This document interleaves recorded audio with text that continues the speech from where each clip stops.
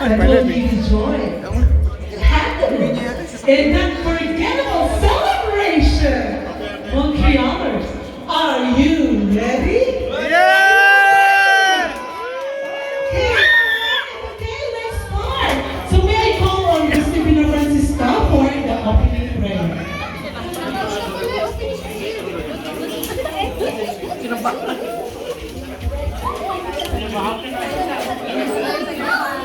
Hi, good evening, guys. Okay, for the opening prayer, please let's bow na lang ang our heads. Stay there. So, Heavenly Father, today we gather with grateful hearts to celebrate a remarkable milestone your faithfully servant practice. We thank you for blessing us with a friend, a brother whose life has touched so many kindness, wisdom, and love. Lord, we ask for your abundant favor to continue to flow over his life. Bless him with good health, strength, and vitality as he steps into this new chapter. May your peace that surpasses all understanding guard his heart and mind in Jesus Christ. Father, we pray that you deepen his purpose and passion.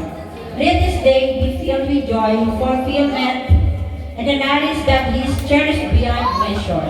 Surround him with your love and grace and guide his steps and path of righteousness, purpose, and divine destiny. We ask for your wisdom to continue to lead him and your favor to open doors of opportunity and blessing, to strengthen his faith and increase his love for you and others. Thank you for the gift of his life and for the future yet to unfold. May he feel your presence more intimately with each passing day, and may his life be a shining light that brings to your name.